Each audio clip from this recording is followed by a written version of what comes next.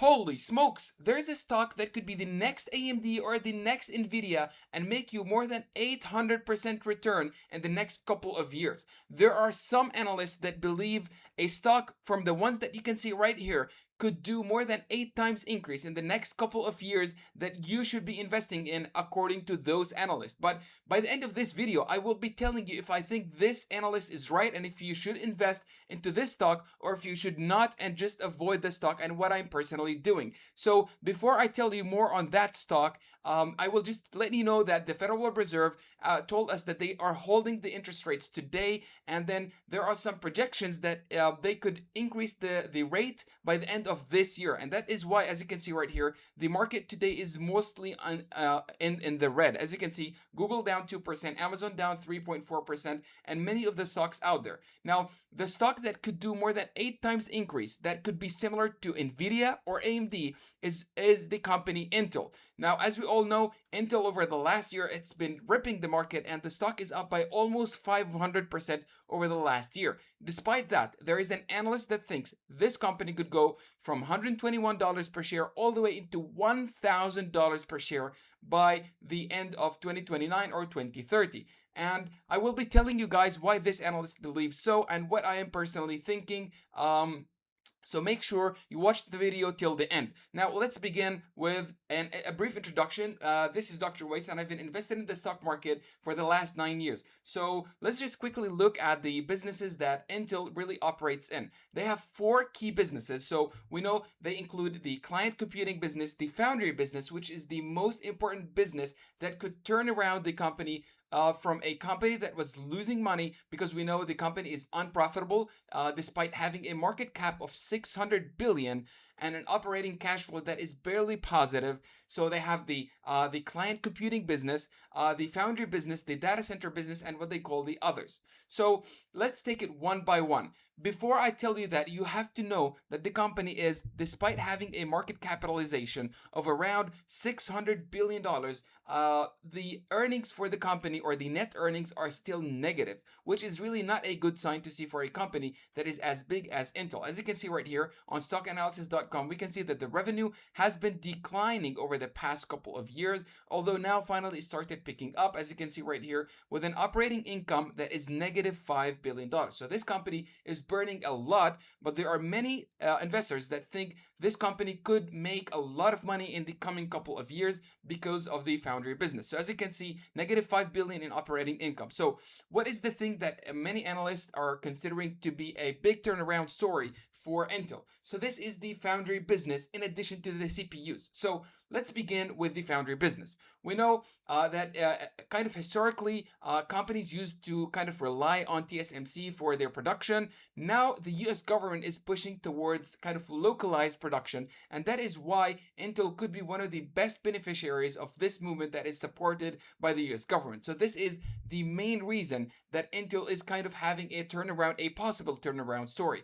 This is number one. And then you also got some other companies that are backing up Intel. That includes Apple, for example, with the chip fabrication business that they're asking for. We'll get Alphabet from Google. They are building those custom TPUs all the way into 2028 with more than 3 million units. That is a very key catalyst that is expected to happen for Intel's business in 2027, 2028. And then you also got Elon Musk and SpaceX, Tesla as well, with the Terafab business, that they are requesting chips or custom chips to come from Intel. So these 3 companies, Apple, SpaceX, and Tesla, along with Google, they are all supporting Intel to kind of rise up to face those other competitors. And then you also got the US government backing it up with the Foundry business. So those are some key things that are expected to make this business really profitable and make this company have a positive operating income and hence a positive net income. So the other thing that they are also working on is, as we know, with the CPUs. So the CPU business, we heard from Lisa Su and Lip Putong, who has really been doing a lot of great job for the company. This new CEO in Intel has been really doing phenomenal job in the past couple of months. So with the CPU business, they are kind of firing on all cylinders, and we know that this business could have a compounded annual growth rate that reaches 36% in the coming 5 years. So a CAGR of 36% is really kind of out of what we have been thinking before. This could make the company's CPU business more than triple in the next couple of years. So that is something that you have to keep in your mind. So those two things are really big stuff for Intel. Now we know that different analysts have been chasing the stock price, and this is really similar to Micron, for example, or AMD. We know that analysts are always just chasing what the stock does. They are kind of, although they call themselves forward looking, and sometimes they are, but then on the contrary, they kind of chase what the stock is doing. Now we have an average price target of $93 per share for Intel, while the company is sitting at around 120 and a high of 150. Although there is an analyst that I told you about at the beginning that thinks this stock could be up to $1,000 per share in the next couple of years. So what he really has been relying on is if this company's foundry business goes well with a turnaround story with a backup of the US government and Alphabet, Google, Alphabet from with Google as well, of course, Tesla and SpaceX, and then you also get Apple, all those big names kind of backing up Intel, well then you can expect a lot of profits for the company to reach an earnings per share as much as 10 with a price to earnings ratio of 100, because he thinks this company will be growing so fast. The US government is dependent on Intel,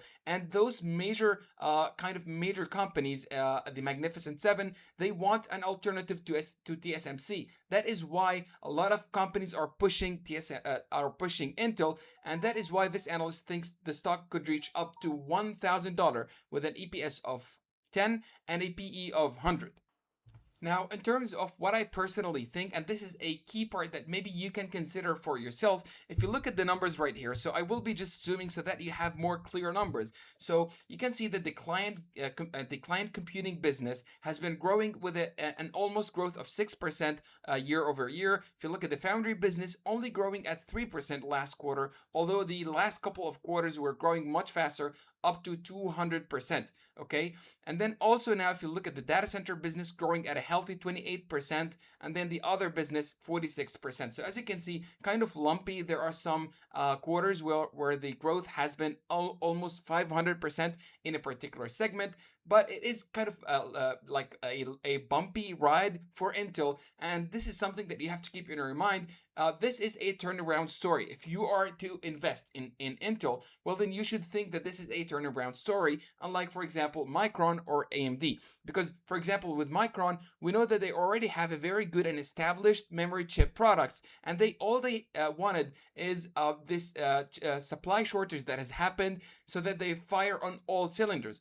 On the other hand, with Intel, their their historical business has not been doing as good as it should, and that is why the stock has been hammered over the past couple of years. But right now, many analysts are thinking that because of this foundry business and the CPU with the Agentic AI that is all coming up in the next couple of years, well then a lot of demand is coming for Intel, and this would turn around the company's profits into a very profitable company, hence leading to higher multiple valuations, leading to a share price that could be as high as $1,000 as they think.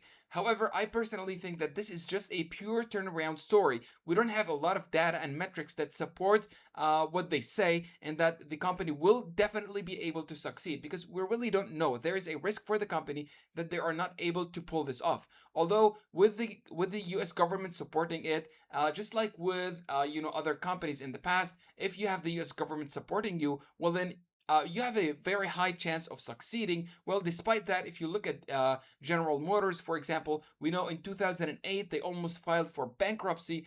and then kind of the US government supported them. But despite that, even now, the company is struggling to really make good profits, and the share price has not been doing well over the past couple of years. So this could be the same thing for Intel, although right now it really seems that the push for Intel is still on, and I am personally not invested in Intel, and I will just be on the sidelines. I will just keep, of course, watching and seeing how Lip Butang and the management within Intel really perform. I believe Lip Butang is a really good CEO, but despite that, it is a kind of a risky investment to purely depend on a turnaround story. This is not my investment principles, and this is not my style of investment. So I will be just kind of staying on the sidelines. Let me know if you guys are invested in Intel, and I will see you in our next video.